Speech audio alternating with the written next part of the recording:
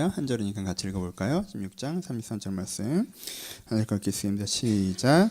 이것을 너에게 이르는 것은 너희로 내 안에서 평안을 누리게 하려 함이라. 세상에는 너희가 환난을 당하나 담례하라. 내가 세상을 이겼노라. 아멘. 오늘 이 말씀을 가지고 말씀을 나눠보도록 하겠습니다. 지난주에 호수와 같은 내면 이런 표현들을 좀 얘기했었는데 기억이 나시나요? 호수 같은 내면을 갖는 사람에 대해서 얘기를 좀 했었습니다. 그리고 그것들에 대해서 좀 부정적으로 얘기했던 시간이었습니다. 기억하시는지 모르겠습니다. 사람이 호수와 같은 내면을 갖고 있다는 게 그렇게 좋지 않다는 얘기로 좀 시작을 했어요. 내가 상황이 어떻게 됐던 환경이 어떻게 됐건 내 마음은 동일한 걸 느끼고 동일한 걸 반응하는 게 좋은 것이 아니라 사람과 환경들을 다 느끼고 그것들을 내 안에서 소화시키고 변화시켜 나가는 게 훨씬 더 좋다라는 설교들을 좀 했었습니다. 또 오늘 나오는 단어 중에 하나가 평안이라는 단어가 나오네요. 그렇죠? 예수님께 우리가 평안하라라고 얘기하셨습니다. 그럼 평안이라는 단어를 듣는 순간 우리는 사실 또 뭘 떠올려요? 약간 호수 같은 내면을 떠올리죠. 평안하라. 마음이 뭔가 잔잔해서 내가 주변에 있는 상황에 영향받지 않고 뭔가 평화로운 마음이 유지되는 것. 혹은 환경이 조금 더 잠잠해서 환경이 어찌됐건 환경이 좀 그 잠잠한 환경 가운데 내 마음도 좀 평안한 상태가 유지되는 것. 우리는 약간 이런 호수 같은 정경을 평안하다라는 단어로 연계해서 생각하기 때문에 우리가 이 단어를 만나면 다시 한번 그래도 내가 좀 평안한 게 좋은 게 아닌가라는 생각들을 좀 하게 되는 부분들이 있습니다. 그럼 예수님이 이야기하시는 평안과 우리가 일반적으로 생각하는 평안이 무엇이 다른지, 그리고 우리가 어떤 평안을 추구해야 되는지에 대해서 오늘 설교에서는 좀 얘기를 해보도록 하겠습니다. 저 어제 되게 늦게 잤어요. 새벽 2시인가 잤는데 기도하느라 그런 거 아니고 1994 보느라고 12시에 퇴근했는데 그냥 잤어야 되는데 출출해서 뭘 먹고 자려고 틀었는데 하더라고요. 그 재방송이 곧장 밤에 하더라. 그래가지고 그걸 봤다가 그 2시에 끝나더라고. 드라마 왜 이렇게 길어? 끊지도 못하고 끝까지 봤어요. 저 아내랑 저랑 그 세대잖아요. 저희 아내 94학번이에요. 나이는 저보다 한 살 많은데 전 93학번이고요. 삼수했어요. 그래서 저희 아내는 94학번. 자꾸 자기가 94학번의 이유로 자기가 가장 그 세대라고 얘기를 하는데 좀 답답한 마음이 있고요. 하여튼 전 93학번. 그래서 우리 둘 세대잖아요. 그러니까 되게 재밌게 봅니다. 뭐 서태지 노래도 나오고요. 그 당시 문화도 나오고요. 삐삐 줄 서 있는 거 이런 것만 봐도 우리는 반가운 거야. 이게 늙은이란 소리인데 우리 거 옛날에 나오면 반갑고 이런 거. 그렇죠? 이런 마음으로 그걸 봅니다. 좋아해요. 아내가 지나가다 그러더라고요. 저 때가 되게 그립다라고 그러더라고요. 저 때로 돌아가고 싶은 저 때는 우리 너무 많이 늙은 것 같다 이런 얘기 하더라고요. 그래서 문득 생각해봤어요. 저 근데 돌아가고 싶은 마음이 전혀 없습니다. 94년도 돌아가고 싶으면 전혀. 저 그렇게 찌질하게 살지 않았어요. 저 되게 재밌게 살았거든요. 전 연애도 열심히 했고요. 공부도 열심히 했고요. 놀러도 엄청 다녔고요. 신나게 살았습니다. 근데 그때가 좋았는데 그때가 그립다. 이제 마흔이나 돼서 있고 늙고 썩고 있는 육신을 갖고 살아가기 되게 힘들고 그 20세 내 모습으로 돌아가고 싶다. 이런 생각은 별로 들지 않아요. 돌아가고 싶다는 생각이 별로 안 듭니다. 환경은 그때 훨씬 더 마음에 드는 부분이 있어요. 근데 돌아가고 싶은 마음은 안 듭니다. 뭐가 마음에 안 드냐면요. 지금의 내가 그때 나보다 좀 낫다고 생각합니다. 저는. 그때 나보다 지금의 내가 더 마음에 들어요. 그래서 그때 나로 살고 싶지 않아요. 더 좋은 환경일지 모르겠지만 지금의 나로 살고 싶습니다. 표현을 바꿔보죠. 그때 나는 좀 불안했어요. 지금의 나는 그때 나보다는 좀 더 평안합니다. 그래서 환경이 좀 좋아도요. 그때의 불안으로 돌아가고 싶지 않다는 생각이 저한테 있어요. 대학생이 뭐가 불안합니까? 저 그렇게 안 좋게 환경에 살진 않았어요. 근데 대학생은 일반적인 불안이 있죠. 어떤 불안이에요? 대학생들은 다 이 4년이 전성기라고 생각합니다. 그렇죠? 그 다음에 사회로 내팽겨치고 그 다음부터 내 인생은 계속 꼬꾸라진다고 생각하는 경향들이 있습니다. 그렇죠? 그래서 대학교 3, 4학년 애들이 그렇게 늙은이 노릇을 하잖아. 그렇게 되게 세상을 다 아는 것처럼 그러니 1학년 때면 너 되게 좋을 때다 이런 얘기하고 미치겠지 진짜. 자기들끼리 되게 나눠요. 그 4년을 굉장히 엄밀하게 나누고 1학기 때는 좀 이런데 2학기 때는 좀 이런 것 같아. 이런 얘기 막 하고 얘기해주고 그럽니다. 기억도 안 나죠. 옛날에 대학교 때 어땠는지 잘 기억도 안 나요. 근데 대학교 때는 어떻게 생각해요? 그게 뭐에 대한 불안이에요? 존재 불안이죠. 내가 세상에 나가서 뭘 할까에 대한 거죠. 그렇죠? 내가 거기에 대해서 뭘 할 수 있는 기회는 있을까? 뭘 해야 되나? 그 기회는 있나? 나도 세상이 안 반가운데 세상도 나를 안 반가워해. 그 불안감이 있습니다. 그렇죠? 대학 지나면 사라지나요? 직장인들은 조금 바뀌죠. 뭐에 바뀌어요? 그때는 무슨 일을 해야 되지? 나한테 기회가 있을까? 이렇게 생각한다면 직장인들은 무슨 생각을 해요? 왜 이 일을 하고 있지? 이 생각을 하죠. 이게 나랑 맞는 일인가? 라는 생각들을 하죠. 그렇죠? 이 일을 계속하는 게 맞나? 이 일이 나한테 의미가 있나? 이런 생각들을 하기 시작합니다. 그렇죠? 그리고 그 나이 때가 되면 이제 여러분들 나이 때 되면 그 걱정도 하죠. 누가 나를 사랑할까? 내가 누굴 사랑할 수 있을까? 그 사람이랑 가족이 된다는 게 가능할까? 뭐 이런 생각들도 합니다. 그런 것도 어떤 관계적인 불안으로 작용하기 시작하고요. 조금 더 지나서 이제 제 나이를 좀 넘어가면 무슨 불안이 와요? 내가 이걸 언제까지 할 수 있을까라는 불안이 오죠, 그렇죠? 내가 언제까지 할 수 있을까라는 불안이 옵니다. 거기서 조금 더 지나면, 그래서 인생의 5분의 4 정도가 지나가면 의미 불안이죠. 내가 인생이 이게 전부인가라는 불안이 옵니다, 그렇죠? 내가 잘 사는 게 맞나? 난 기회를 낭비한 건 아닐까? 이런 불안들이 찾아옵니다. 좀 더 구체적으로 나눠보면, 뭐 재미삼아 이름 붙여보면, 뭐 비정규직일 때, 그리고 취업을 준비하고 있을 때는, 그때는 뭐가 와요? 기회 불안이라고 표현했죠. 기회에 대한 불안이 와요. 고용 불안이라고도 하죠, 그렇죠? 내가한테 일할 기회가 있을 수 있을까라는 것에 대한 불안이 옵니다. 일을 시작하면요, 그 다음부터 이제 적성 불안이죠. 내가 일이 맞나? 내 인생을 낭비하고 있는 건 아닌가라는 적성 불안이 옵니다. 그 다음에는요, 내가 정말 좋아하는 위치, 포지션, 능력, 포지션, 위치, 기회를 찾았어요. 그럼 무슨 불안이 와요? 내가 그걸 해낼 수 있을까라는 능력 불안이 오죠, 그렇죠? 그리고 그 다음에 내가 이것도 어느 정도 해내고 있을 때는 지속 불안이 옵니다. 이걸 언제까지 할 수 있을까? 오는 거. 그 다음에는 의미 불안이 오는 거. 내가 이걸 한 게 맞나? 라는 불안들이 옵니다. 그렇죠? 그러니까는 대학 때는 불안하고 이 나이가 되면 그 불안이 사라진다는 얘기는 아니에요. 이 나이는 이 나이의 화두의 불안증들이 있어요. 그렇죠? 40살의 불안증들이 있단 말이에요. 다들 되게 늙은 것 같다. 원집사님 함께 해주셔서 감사해요. 저희 같은 40대예요. 사실은 제가 여러분들보다 원집사님은 친구인데 제가 약간 나이 어린 척하고 다녀서 그런 거지. 사실 이렇게 친구인데. 네. 그 나이 때만은 불안증들이 있어요. 근데 그걸 극복해 나가는 거예요. 근데 저는 20대 때 그걸 그렇게 잘 극복하지 못했던 것 같다는 기억이 있는 거고, 지금은 그걸 좀 어느 정도 극복하고 있다는 생각이 있기 때문에 지금이 더 마음에 든다고 얘기를 하는 거예요. 그렇죠? 불안에 대한 얘기를 해봤습니다. 그럼 평안은 뭘까요? 여러분, 사람이 언제 평안합니까? 호숫가에 누워놓으면 평안합니까? 가만히 아무것도 안 하고 있으면 평안한가요? 우리의 불안은요, 여러분, 우리의 진짜 불안은 뭔지 알아요? 우리의 불안은요, 바쁘고 정신없는 게 우리의 불안이 아니에요. 내 삶의 자리를 찾지 못한 게 우리의 불안이에요. 여기 앉아있지만 내가 이 자리가 아닌 것 같은 게 우리의 불안이란 말이에요. 이렇게 살고 있지만 이 삶이 아닌 것 같은 게 우리의 불안이란 말이에요. 그렇죠? 우리의 불안은요, 내 삶의 자리를 찾지 못한 것에서부터 옵니다. 그렇죠? 그럼 거꾸로 가봅시다. 그럼 우리의 평안은 어디서부터 올까요? 어디서부터 우리의 평안이 옵니까? 우리의 평안은 나의 삶의 자리를 찾은 것에부터 평안이 오겠죠. 삶의 자리를 찾는다는 건 뭐예요? 내가 무엇을 위해 살고자 하는 청사진이 있는 것이고, 그렇죠? 그리고 그것이 이루어진다는 확신이 있는 것이고, 그렇죠? 그리고 내가 그것을 이루어가고 있다라고 오늘 인식하고 있을 때 사람이 뭐가 온다는 거예요? 평안이 온다는 거예요. 이게 예수 그리스도가 얘기하는 평안입니다. 얘기를 좀 더 구체적으로 가봅시다. 본문들을 보죠. 본문의 얘기를 들어보면 이런 구절에 나옵니다. 한 구절밖에 없죠. 이것을 너에게 이르는 것은 너희로 내 안에서 평안을 누리게 하려 함이라. 세상에서는 너희가 환난을 당하나 담대하라. 내가 세상을 이겼노라 라고 얘기합니다. 그렇죠? 예수님께서 뭘 얘기하세요? 이 모든 것들에서 뭘 얘기하십니까? 너희로 내 안에서 평안을 누리게 하려고 하는 것이다 라고 평안에 대한 선언을 하십니다. 그렇죠? 평안을 선언하세요. 그런데 평안을 얘기하시면 그 다음 구절에 뭐가 나와요? 세상에서는 너희가 환난을 당하나 이렇게 얘기가 나옵니다. 그러니까 최소한 무슨 평안은 아닌 거예요. 호숫가에 앉아있는 평안은 아닌 것 같아요. 그렇죠? 평안을 얘기해 놓고는 그 다음에 내가 너희 가운데 평안을 줄 것이다. 앞으로 너희 인생에 환난이 없을 것이다 라고 얘기하는 평안인데, 너희가 평안을 주노라 라고 한 다음에 너희가 세상은 환난을 당하나 라고 얘기를 시작합니다. 그렇죠? 그리고 엔딩은 뭘 얘기해요? 내가 세상을 이겼다라는 승리에 대한 이야기로 얘기를 하고 있죠. 여러분, 승리는 뭘 전제해요? 여러분, 승리는 싸움을 전제합니다. 그렇죠? 그러니까 예수님이 보면서 하고 있는 얘기는 뭐예요? 환난을 얘기하죠. 환난이라는 게 뭐예요? 근데 이 환난은요, 무슨 자연재해 같은, 내가 어떻게 할 수 없는 뭐가 날 뒤집어 써가지고 내가 거기에 휩쓸려 밖에 없는 그런 환난은 아닌 것 같아요. 그렇죠? 어떤 환난이에요? 환난 같은 싸움, 그렇죠? 어려운 싸움을 얘기하는 거예요. 그렇죠? 예수님께서 이 얘기를 하시면서 평안을 얘기하면서 첫 번째 전제하고 있는 게 뭐냐면요, 너희 가운데 어려운 싸움이 있을 것이다 라고 얘기해요. 근데 여러분, 이게 안 좋은 예언으로서 하고 있는 이야기가 아니라요, 여기가 포인트입니다. 첫 번째 포인트 뭐예요? 평안이라고 하는 건요, 방금 얘기했었죠, 내 명확한 싸움터를 알고 있을 때 와요. 오케이? 평안은요, 아무것도 하지 않고 놀고 있을 때 오는 게 아니라 내가 어디서 싸워야 되는지에 대한 명확한 싸움터를 알고 그 싸움을 싸우고 있을 때 평안이 오는 거예요. 여러분, 뭐 인식이 잘 안 되시면 간단한 비유를 들어봅시다. 여러분 어때요? 여러분들 이미 많이 경험해보지 않았어요?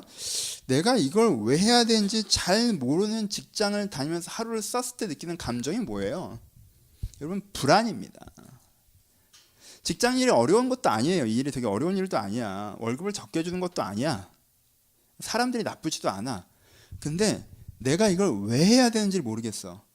내가 할 일이 아닌 것 같아. 내 몸에 안 맞아. 내 방향이 안 맞고. 아니 내 몸에 맞는 게 뭔지 모르겠고 내 방향이 뭔지도 잘 모르겠어. 그냥 여기는 아닌 것 같아 라는 생각으로 여러분들이 그 직장에 출근하잖아요. 있을 때 지겹고 퇴근하면 답답하고 아침에 눈 뜨면 암담합니다. 그렇지 않아요? 그럼 그 세 가지 감정이 다 뭐에 대한 감정? 불안에 대한 감정이에요. 평안이 없는 거예요.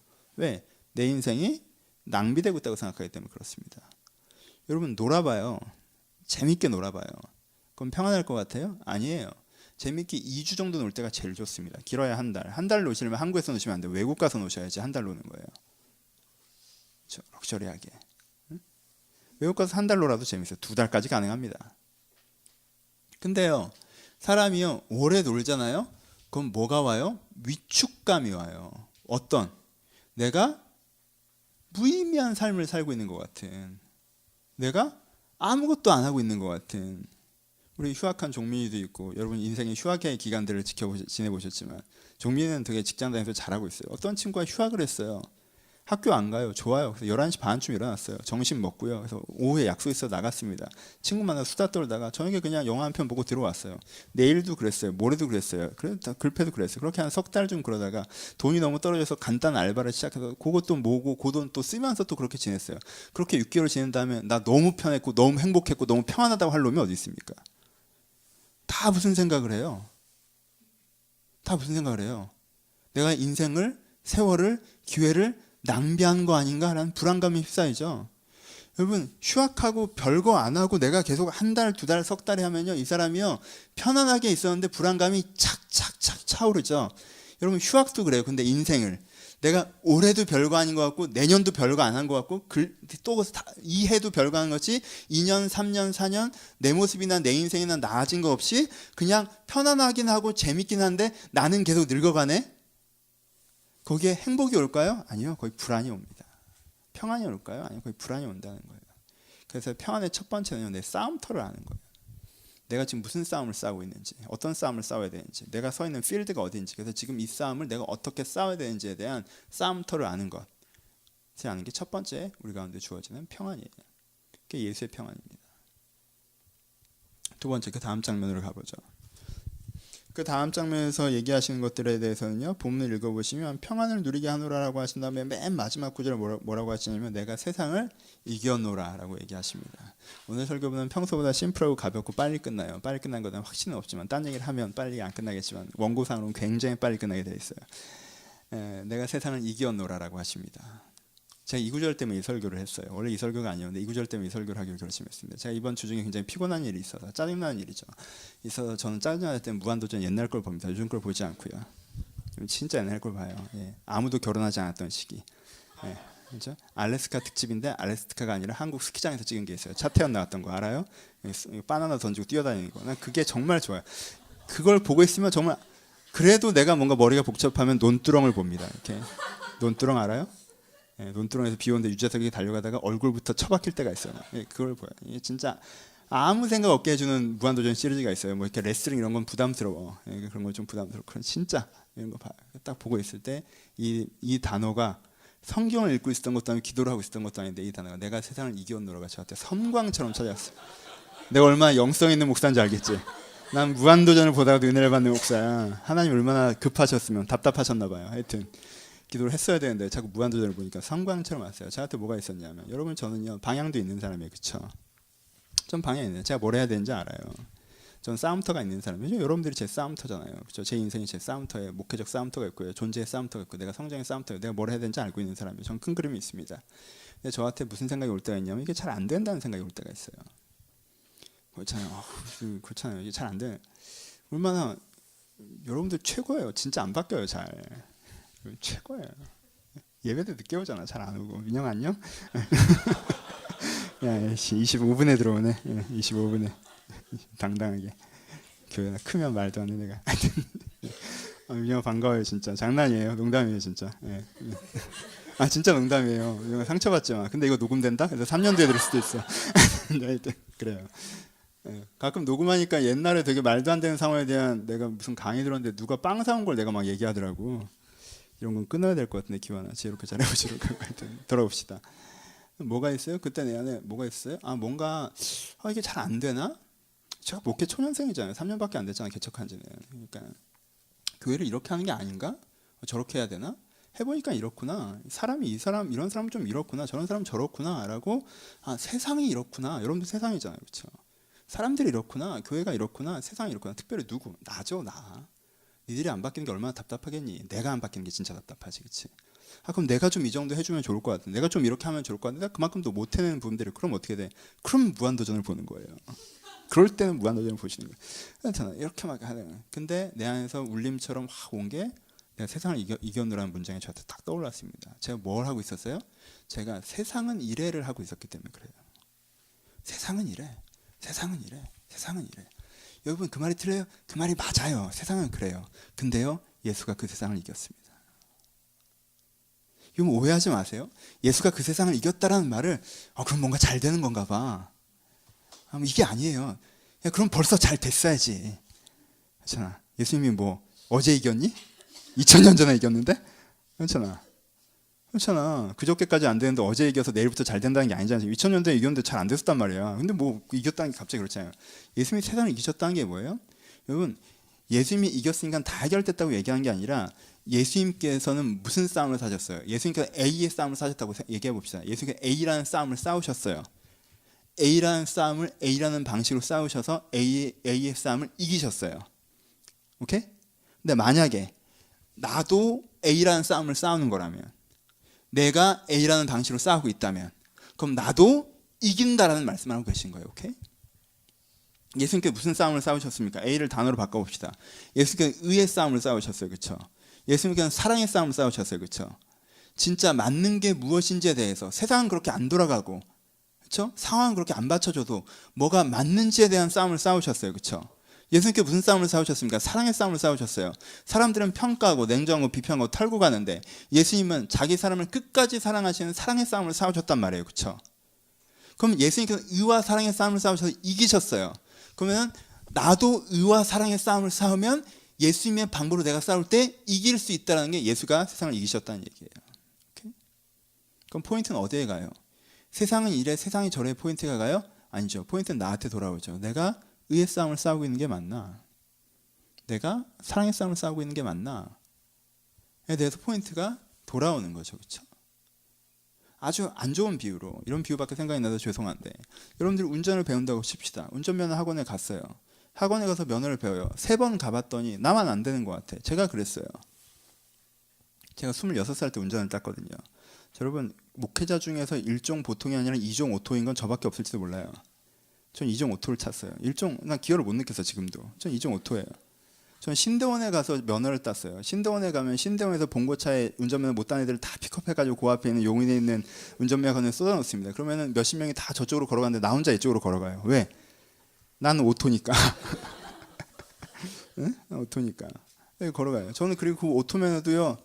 제가 여러분 한 번에 합격했습니다. 근데 80점으로. 여러분 남자가 오토면허 집사님 웃으셨어요 크게. 집사님 너무하세요. 집사님 운전 되게 거치신다 했더니. 하다 보면 무슨 생각이 들어요?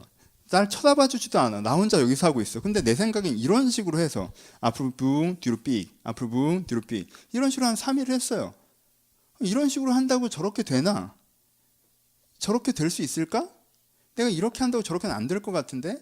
나는 감이 안 오는데? 지금 이건 되게 무의미한 것 같은데? 라고 하는데 내가 그런 얘기를 막 하면 아저씨가 귀등으로도 안 듣죠. 닥치고 하라고 그냥. 왜? 그렇게 해서 안 된 놈은 없으니까. 그렇지? 앞이 보여요? 예. 손다리가 움직여요? 예.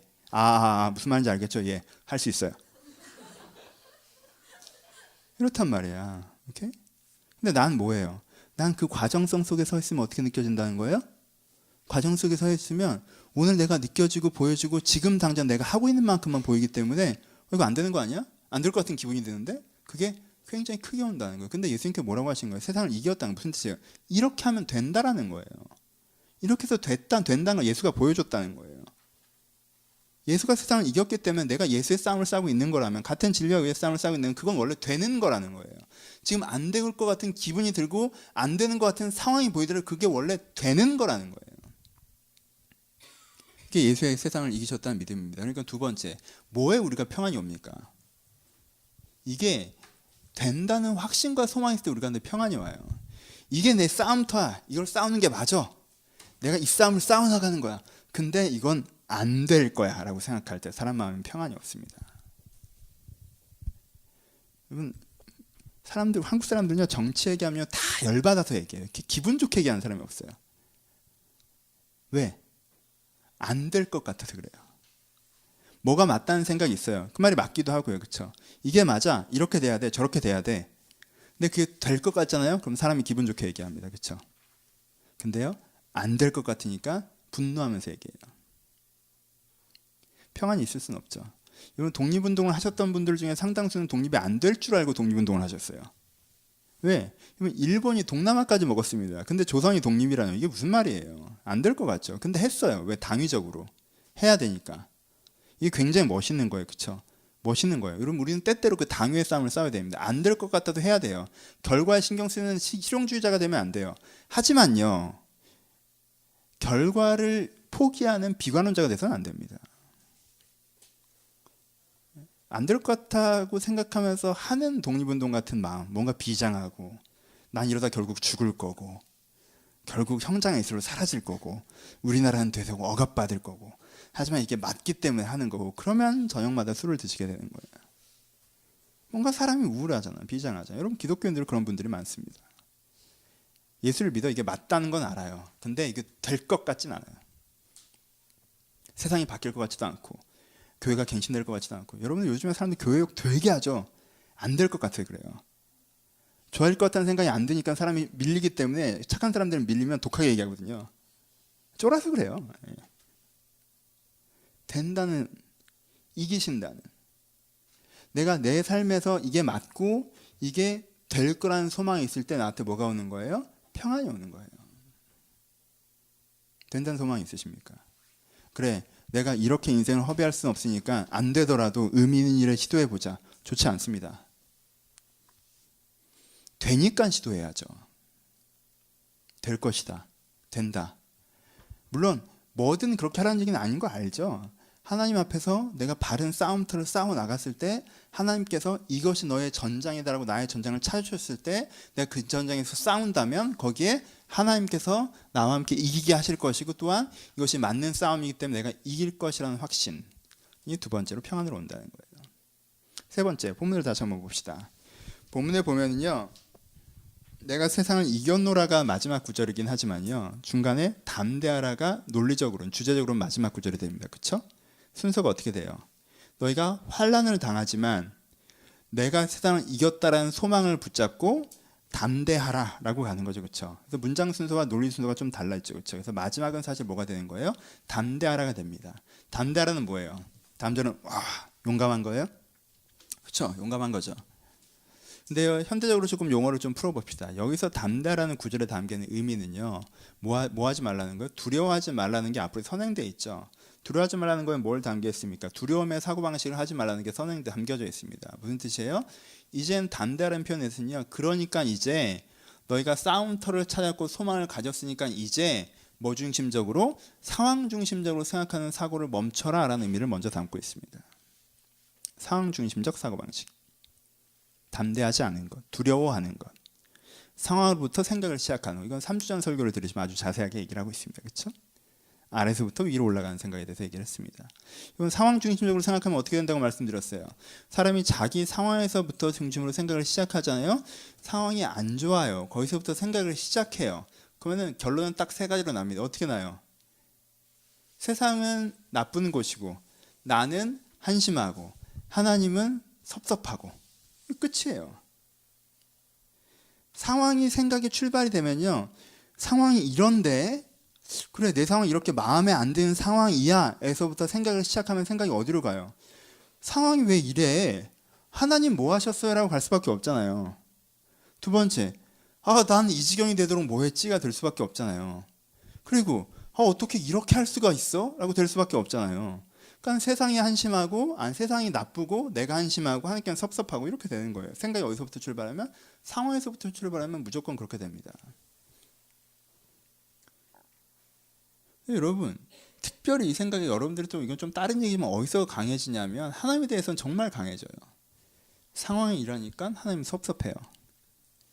하나님을 믿고 싶으니까 좀 믿을 만한 상황을 만들어 주시면 내가 하나님을 좀 믿는 데 도움이 되지 않겠어요? 나를 알고 싶고 나를 만나고 싶다는데 왜 상황 이런 식으로 해놓고는 왜 나한테 안 믿냐고 하세요? 라고 이런 식으로 하는 게 되게 상황 중심적인 사고에서 하나님께서 맞추라고 얘기하는 분들이 제일 많죠. 그렇죠? 여러분 생각해 보세요. 여러분들 가운데 똑같은 사고방식이죠? 대상만 바꿔봅시다. 여러분들 후배들 가운데 고등학생들 가운데 뭐 고2짜리 고3짜리가 있다고 합시다. 목사님, 형, 언니, 오빠, 누나, 이모, 삼촌 이렇게 얘기해요. 저는요 40등 50등이에요. 이걸 풀 수가 없어요. 걔네 상황이에요. 그렇죠? 그 아이가 얘기합니다. 하나님은 왜 나한테 이렇게 어려운 문제를 내주실까요? 세상은 왜 이런 식의 입시 구조를 만들었을까요? 나는 왜 머리가 이거밖에 안 될까요? 내가 뭔가 문제가 풀리는 경험들을 하고 문제를 해결해서 점수가 높이 나오는 그런 점수를 받아보면 용기가 생겨서 뭔가 또 할 수 있을 텐데요. 그 얘기를 들으시면 어떻게 느껴지세요?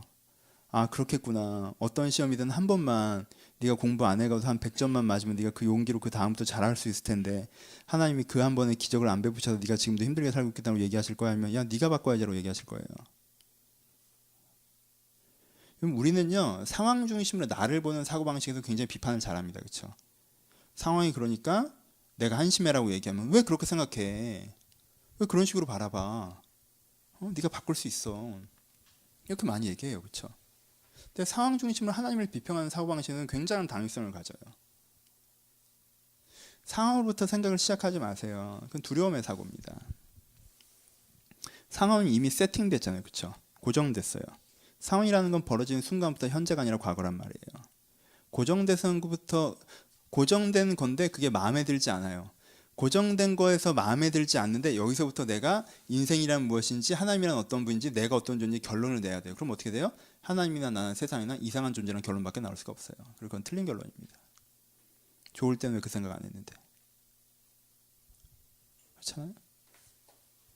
상황에서부터 생각을 시작하지 않으셔야 됩니다. 어디서부터 생각을 시작하라는 거예요? 지금 이 사람이 지금 요한이 얘기하는 게 뭐예요? 요한이 얘기하는 게 뭐예요? 어디서부터 생각을 시작하는 거예요?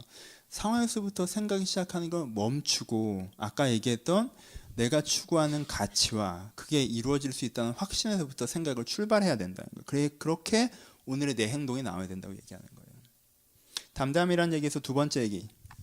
담대함이 담고 있는 두 번째 이야기는요. 그래서 어떻게 하라는 거예요? 행동하라는 거예요. 그렇죠? 행동하라는 거예요.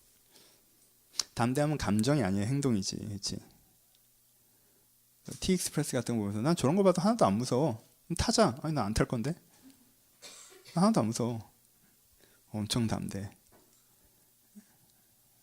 담대함은 행동이에요. 담대함은 감정이 아니에요.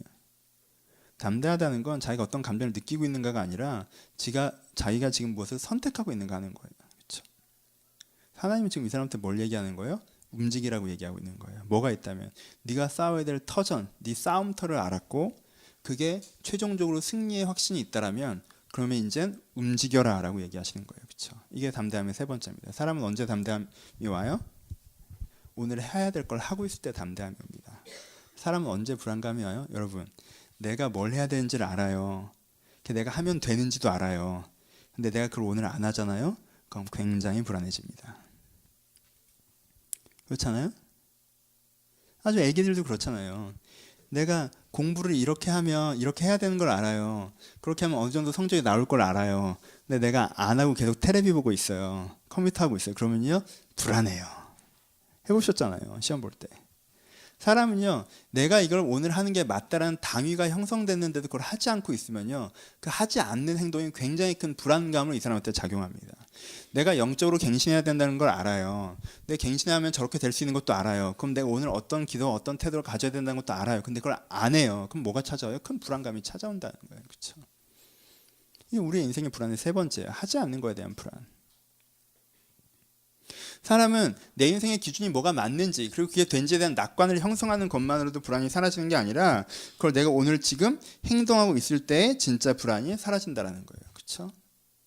그리고 그걸 행동하고 있을 때 진짜 평안이 찾아온다는 거예요. 이게 건축가의 평안이라고 표현합니다.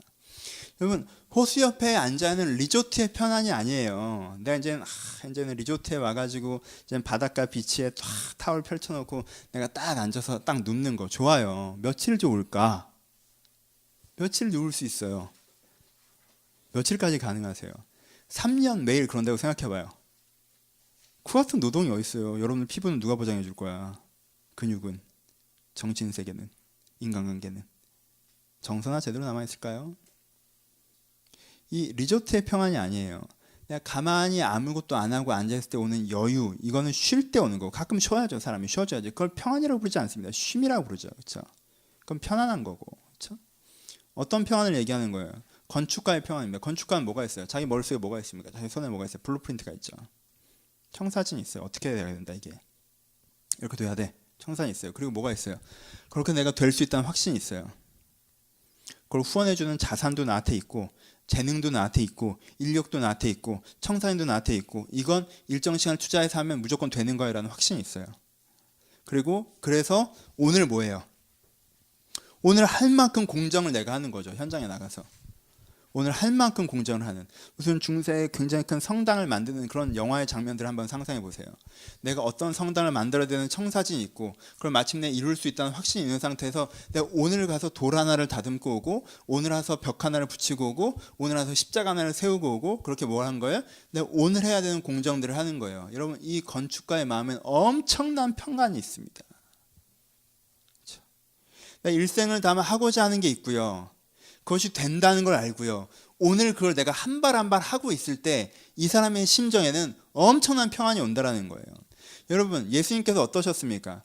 예수님께서 누가 슬퍼도 인생에 저런 게 슬픈 게 아닌데 제가 아직 고에 빠져 있구나 이러셨어요? 예수님께서 누가 막 기뻐해도 인생에 기쁜 게 전부가 아닌데 제가 락에 빠져 있구나 이러셨어요? 인생은 고락간에 휩싸이는 그런 거 이랬어요? 예수님께서는 마르다 마리아가 오실 때 같이 우시죠. 그렇죠? 슬퍼하세요. 슬퍼하세요. 제자들이 변화되지 않을 때 내가 언제까지 너희들을 참아야 되냐고 역정 내시죠. 바리새인들이 잘못하고 있을 때 뭐라고 하십니까? 거기 가서 바리새인들이 잘못된 건 이 독사의 자식들하고 욕하시죠. 분노하시죠. 그렇죠? 예수님께서 하시는데 감정을 안 느끼십니까? 아니에요. 예수님께서 모든 감정을 느끼십니다. 좋을 때는 또 일이 좀 잘 되면 내가 이것 때문에 이 땅에 왔고 하나님이 준 양식이 있고 밥 안 먹고 막 그런 얘기 하시고 그러시잖아요. 예수님께서 막 급격하게 기뻐하시고 함께 우시고 분노하시고 답답해하시고 이런 부분들을 다 느끼고 가세요. 지난주에 얘기했던 것처럼 삶의 모든 장면을 느끼면서 가신다는 거예요. 그렇죠? 예수님께서는 삶의 장면들이 안 느껴져서 느껴지는 호수 같은 잔잔함 같은 건 없으세요. 예수님 마음은 파도를 칩니다. 심지어 두려워하시잖아요. 십자가 달려서 돌아가시잖아요. 예수님께 뭐라고 하셨습니까? 이전에 나에서 돌려달라고 하시잖아요. 그가 어떻게 하셨습니까? 두려워하셨습니다. 예수님 감정을 포장하지 마십시오. 예수님 분명히 두려워하셨어요. 그 두려움 때문에 밤새 기도하신 거예요. 예수님께서는 모든 감정을 느끼십니다. 그렇죠? 뭐가 찾아와도 두렵지도 않고 뭐가 찾아와도 기쁘지도 않고 뭐가 찾아와도 조급하지도 않고 뭐가 찾아와도 슬프지도 않은 그 평안함 가운데 있으셨던 게 아니에요. 예수님은 그런 평안이 없었어요. 그런 평안을 예수님 평안이라고 얘기하지 않으십니다. 예수님께서 가만히 쉬시는 여유로운 평안을 누리셨습니까? 예수님께서 히말라야 중턱 가운데 올라가셔서 이렇게 진짜 그림 엽서 같은 아래를 바라보시면서 아침에 와서 이렇게 뭐 조 같은 거 볶아갖고 이렇게 먹고 이렇게 쳐다보면서 이런 말씀이 좋은 말씀 이렇게 기록하셨어요? 삼시세끼 자기가 해먹으시면서 어떤 힌두 성자처럼 제가 힌두 성자가 나쁘다는 게 아니에요. 힌두 성자처럼 힌두교 좋아해요. 사랑합니다. 혹시 좋아하시는 분들은 싫어하지 마시고 하여튼 그렇게 하셨어요? 제가 잠잠하게 거기 들어가서 아래를 내려다보시면서 사실은 굉장히 오랜 시간 동안 근육을 쓰지 않은 상태로 그러셨습니까? 아니죠. 여러분 예수님의 행적을 보세요. 행로가 고나요라는 표현이요 반복해서 나옵니다. 행로가 얼마나 고네요. 여러분 3년 동안 단기 선교야. 저기 가서 노숙하고 저기 가서 남의 집에 자고. 여러분 사람이요 매일 머리 눕는 곳이 다르면 굉장히 피곤해요. 그렇지 않아요? 매일 눕는 곳이 다르면 굉장히 피곤하다는 말이에요. 어느 날은 좀 좋은 집에 가서 하룻밤 잤다가 다음 날은 길거리에서 자고 다음 날은 들판에서 자고 그런 행로 속에 있단 말이에요. 그렇죠? 이동은요 얼마나 힘들어요. 전국을 돌아다녔습니다. 사람들은요, 좋은 사람들을 만나요. 감정 소모가 심하지 않아요. 아픈 사람들, 힘든 사람들, 울고 웃고, 가르치면 또 도망가고, 치유해지면 외면하고, 기뻐하고, 얼마나 감정적인 소모를 많이 겪습니까? 예수님은 노동의 현장 가운데 있으셨어요. 예수님께서 호수가 같은 평안이 있었다는 착각을 버리십시오. 예수가 그의 평안을 우리 가운데 주셨다고 하셨어요. 예수는 어떤 평안이 있었습니까? 예수는 자기가 이 땅에 왜 왔는지 선명하게 알았어요. 자기 것을 이룰 거라는 것도 확신했습니다. 그리고 내가 오늘 하나하나 해가는 것이 그것을 이루어 나가는 과정이라는 걸 아셨어요. 내가 하고자 하는 것이 선명했고 그것이 이루어진다는 걸 확신했으며 오늘 하루하루를 그걸 채워가시는 그 삶을 사시면서가 그가 가졌던 평안이 있었다라는 거예요. 그렇죠? 그게 예수의 평안입니다. 여러분, 이 평안을 여러분들이 추구하셔야 됩니다. 여러분, 이 평안을 가지셔야 됩니다. 이 평안이 여러분들의 평안이 돼야 돼요. 내가 가져야 되는 내 안에서 평안을 배우라고 하시는 얘기는 하나님 안에서 내가 이러한 평안을 알고 추구하고 얻을 수 있다라고 얘기하시는 부분들이에요. 이 주간의 설교에 대해서 중요하지 않지만 오해하지 말라는 포인트를 계속 내가 풍경에 대한 이야기, 호숫가 연제에는 잔잔함에 대한 평안에 대해서 비평했습니다. 그 말이 다 틀렸다는 건 아니라 그게 너무 과도한 액센트로 사용되기 때문에 여러분 쉬지 말라는 게 아니에요. 그게 잘못됐다는 얘기가 아니에요. 그게 과도한 액센트로 사용되기 때문에 문제 제기를 하는 거예요. 그렇죠? 그러니까 여러분들의 마음의 가장 중심에 내 안의 가장 행복이, 내 안의 평안이 그런 어떤 호숫가의 잠잠한 리조트 같은 데 있는 거라는 식의 그림 엽서가 내 안의 마음의 벽에 가장 깊이 붙어 있다면 그걸 띄시란 얘기예요. 그걸 띄십시오. 그게 여러 가지를 왜곡합니다. 내 마음의 가장 안쪽에 있는 엽서, 그림 엽서에 호숫가에서 여유롭게 편안하게 그냥 아무것도 안 하고 쉬었으면 좋겠다. 나에게 그런 평안의 때가 와야 될 텐데 하나님께서 그걸 주신다고 하셨는데라고 붙어 있다면 그러면 그 엽서 붙는 순간 여러분의 오늘의 현실을 마음에 안 들기 시작해요. 그리고 여러분의 오늘의 현실을 문제라고 생각하기 시작합니다. 숙제인데 문제라고 생각하기 시작해요. 그리고 그것을요 갱신하려고 하지 않게 돼요. 그리고 그것 때문에 하나님을 원망하거나 자신을 비난하거나 세상을 비평하기 시작해요. 나 처음이야. 오늘 얼마나 설교에 집중한지 알겠지? 내 마음의 가장 중심에 지난주에 얘기했던 것처럼 행복이 내가 여유롭게 쉬는 삶이 내 안에 가장 중심에 기준 가치로 잡혀 있으면 그때부터 오늘을 보는 방식이 달라져 버립니다. 여러분들은 굉장히 나약한 방식으로 오늘을 볼 수밖에 없어요. 이건 굉장히 심각한 문제이고 내가 이걸 해결하려고 하는 건 굉장히 피곤하고 안 해도 되는 일인데 나한테만 생긴 일이고 굉장히 귀찮은 일이고 힘든 일이고 어려운 일이고 하나님께서 나한테 왜 이러셨는지 모르겠고 세상이 너무 답답하고 내가 그 엽서를 붙이는 순간 그런 식의 사고의 진보가 올 수밖에 없단 말이에요. 그럼 그 다음엔 역동적으로 움직이겠어요? 마지못해 움직이겠죠. 여러분 인생의 전쟁터에서 마지못해 움직이는 사람한테 무슨 결과가 있겠습니까? 하나님으로부터 힘입을 수 있어요? 아니요. 하나님은 나한테 사과 먼저 해야지 계속 이러고 있어. 그러니까 그로부터 무슨 힘이 오겠습니까? 세상에 대해서 협력할 수 있습니까? 갱신할 수 있어요? 아니요. 세상이 잘못됐다고 생각하고 접근하는데 무슨 화해가 벌어지겠어요? 엽서 한 장 잘못 붙여놓은 게 전체를 꼬을 수 있다는 거예요. 평안이라는 단어의 개념을 바꾸시지 않으면 그 단어의 개념이 나한테 왜곡돼서 있는 것 자체가 내 인생 전체를 꼬을 수 있다는 겁니다. 여러분 쉼의 평안에 대해서 내려놓으세요. 그리고 노동의 평안을 꿈꾸셔야 됩니다. 여러분 평안은 노동 가운데 있습니다. 인간은요 생겨먹기를 아무것도 안 하면서 쉬지 않게 돼 있습니다. 아무것도 안 해서 쉬는 애들의 대표 주제가 누구예요? 히키코모리죠. 집에서 아무것도 안 하고 쉬는 애. 걔네들 아무것도 안 하고 뭐 하는 줄 알아요? 무한도전 애들 뛰어다니는 거 봐요. 간접적으로도 그걸 느껴야 된단 말이에요. 아무것도 안 하고 뭐해요? 오락하면서 뭐해요? 엄청나게 힘든 거예요.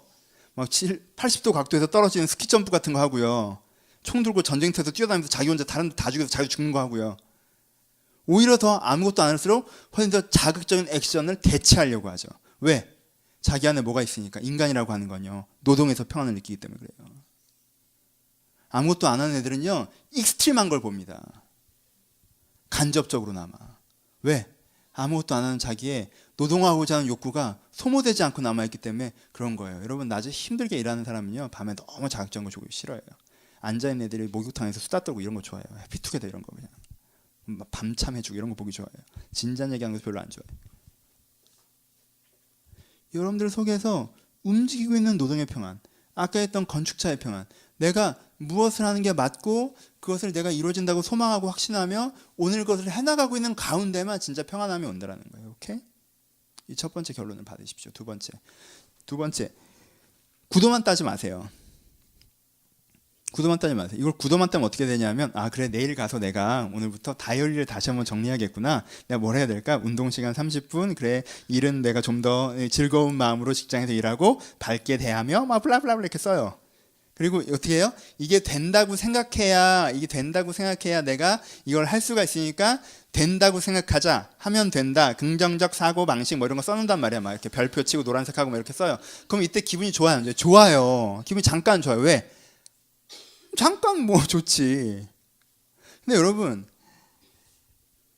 이게 긍정적으로 된다고 생각하는 게 좋으니까 된다고 생각하는 건요, 내가 확신을 안쪽에 담는 거지 확신이 나를 지키는 게 아니잖아요. 그렇죠? 그러면요, 내가 흔들릴 때 이것도 같이 흔들려요. 여러분, 잘 된다고 생각하는 게 좋으니까 잘 된다고 생각하자는 말은 거짓말이잖아요. 눈 가리고 아웅하는 거잖아요. 그렇죠?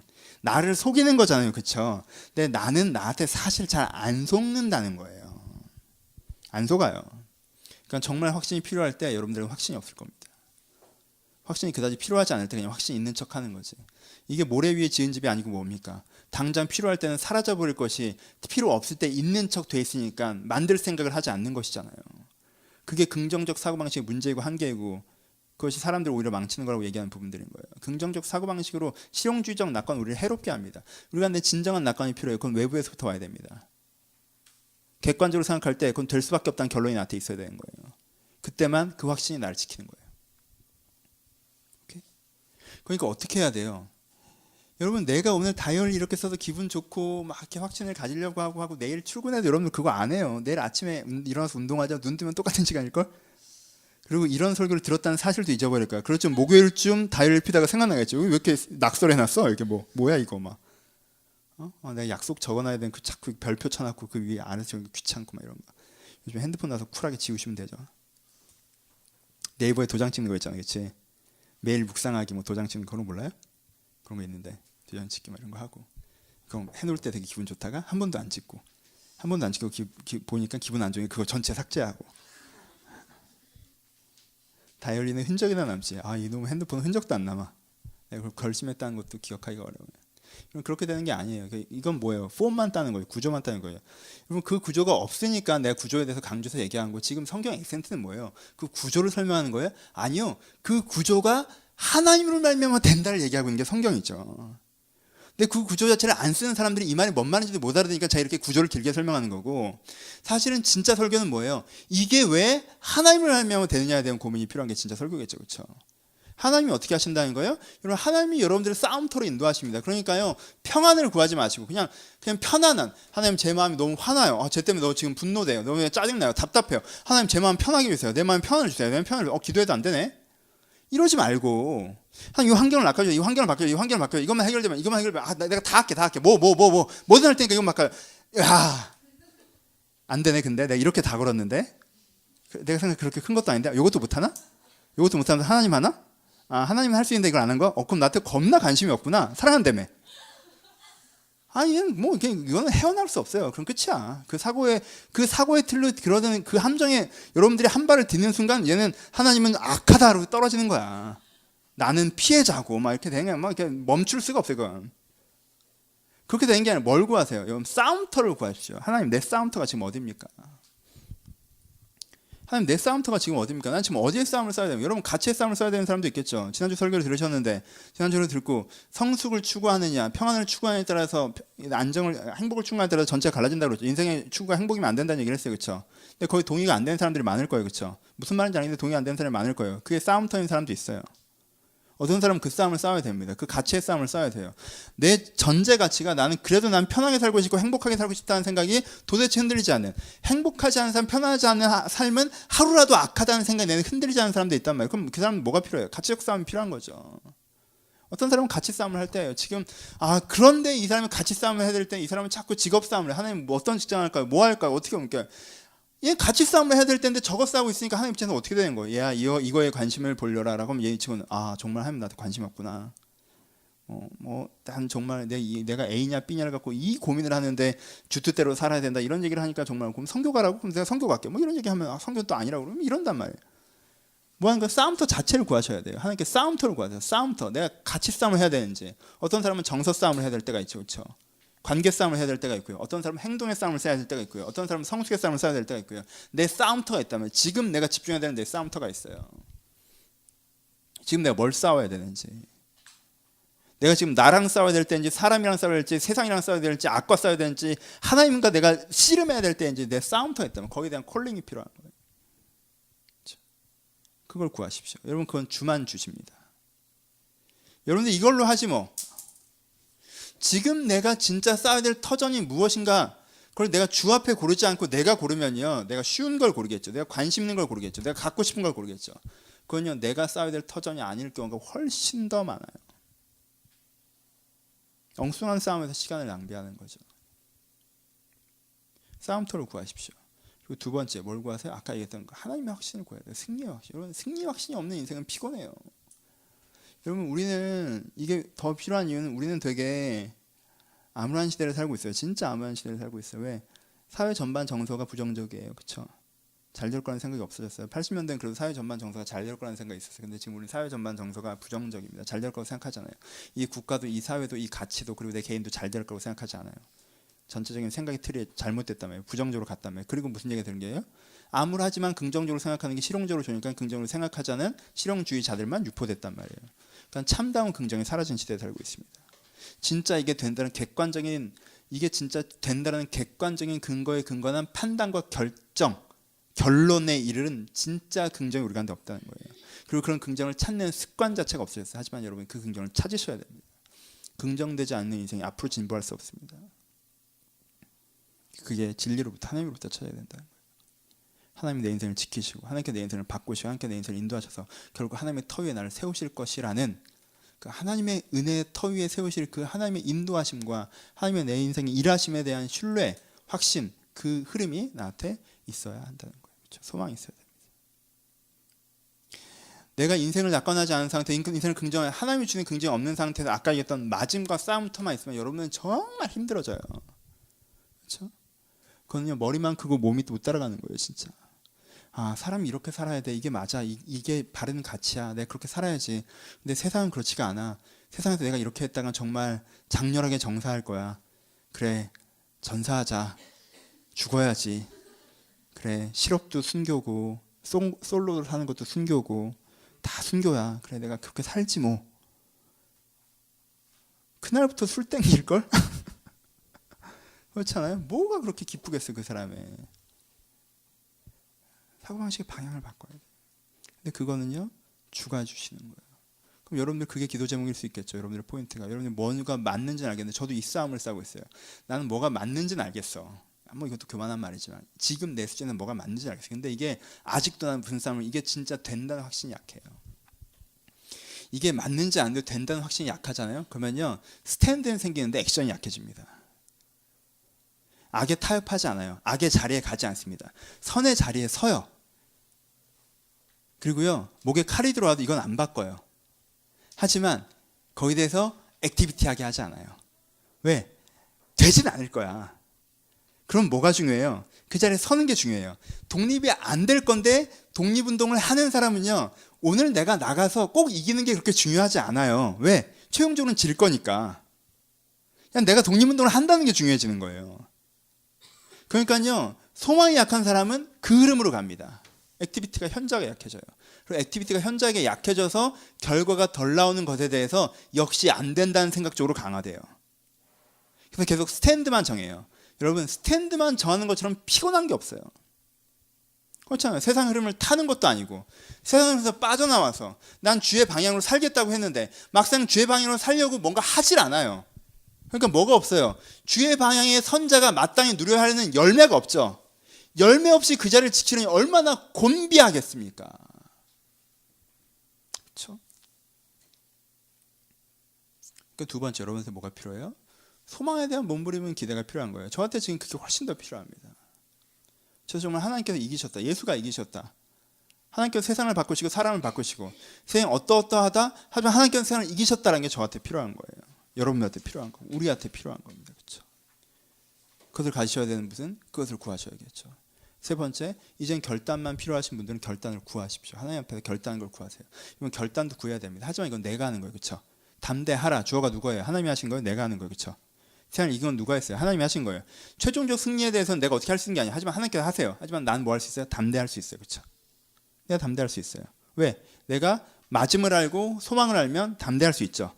담대할 수 있는 조건이 다 구비되어 있어요. 하지만 담대하기로 결정을 해야 돼요. 그렇죠? 그건 내가 하는 거예요. 하지만 하나님께서 하시게 하시죠. 그러니까 하나님 앞에서 담대하게 결단하시는 장면들을 만들어 가셔야 됩니다.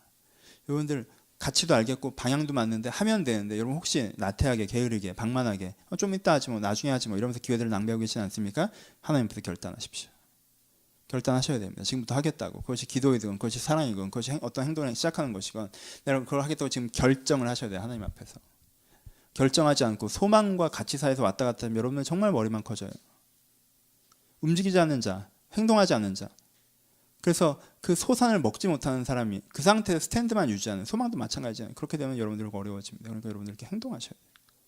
그것을 하나님께 구하셔야 돼요. 하나님 앞에 결단하시는 게 필요해요. 말씀 마칩시다. 사랑하는 여러분,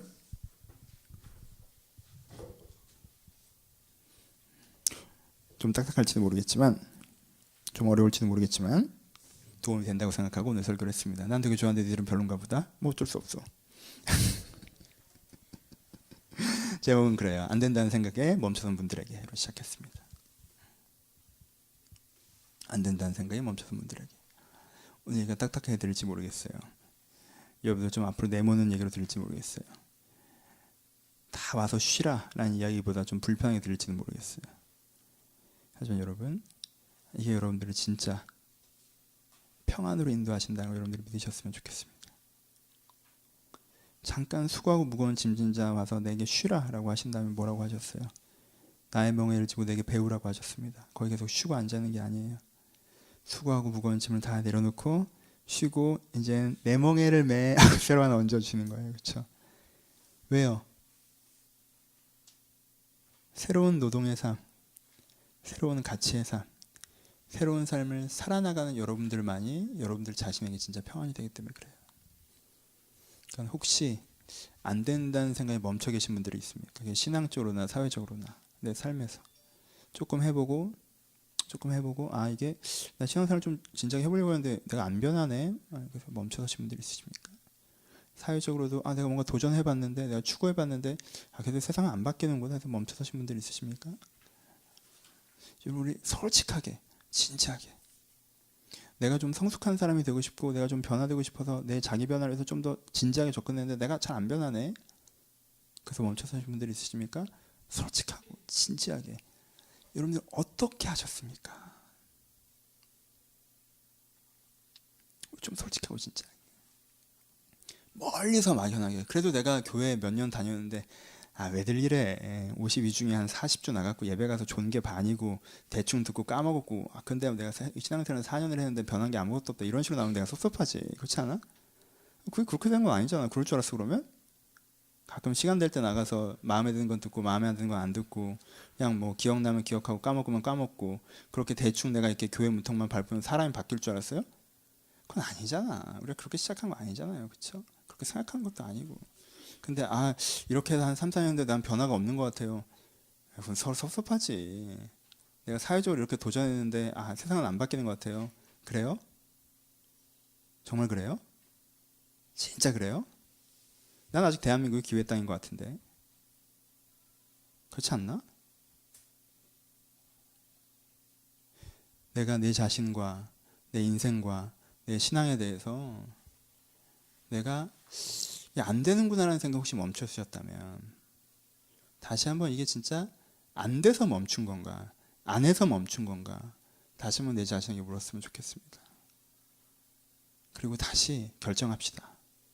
내가 여기 멈춰있는 게 진짜 여기에 멈춰있는 것에 나한테 진정한 평안이 있는지 아니면 내가 다시 저기로 걸어가는 것에 내게 진짜 평안이 있는지 거의 도달하지 않더라도 걷기 시작한 다음 날부터 혹시 나에게 평안이 오는 건 아니었는지. 그렇다면 여러분, 내일부터도 여러분들은 예수의 평안 가운데 들어갈 수 있습니다. 하나님에서 뭐가 맞는지 깨닫고 그것이 이루어진다는 걸 보고 하루하루 그것을 걷는 예수의 평안 가운데 진정한 쉼을 누리시기를 주님의 이름으로 축원합니다. 같이 기도하시겠습니다.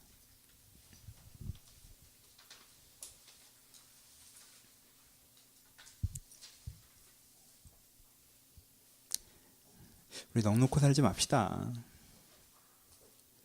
넋놓고 살면 안 편해요. 넋놓고 사는 게 편한 것 같은데 안 편해요. 내가 정말 뭐가 맞다고 믿는지, 내가 그럼 지금 뭘 해야 되는지, 하나님이 주신 싸움터가 어딘지 그걸 아는 것만으로도 여러분 어떤 회의주의에선 걸어 나와요. 다 무의미한 것 같고 이런 생각 나요. 싸움터만 얻어도요 무의미한 거에서 걸어 나와요. 소망을 갖잖아요. 그러면 시니컬하면서 걸어 나옵니다. 노동을 하잖아요. 그러면 여러분들이 이렇게 하고 있었던 부정적 정서가 다 바뀌는 걸 느낄 거예요. 내가 예수 안에서 은혜로 진리로 노동하는 사람이 되게 하여 주옵소서. 그렇게 내가 하나님의 평안을 누리는 사람이 되게 하여 주옵소서.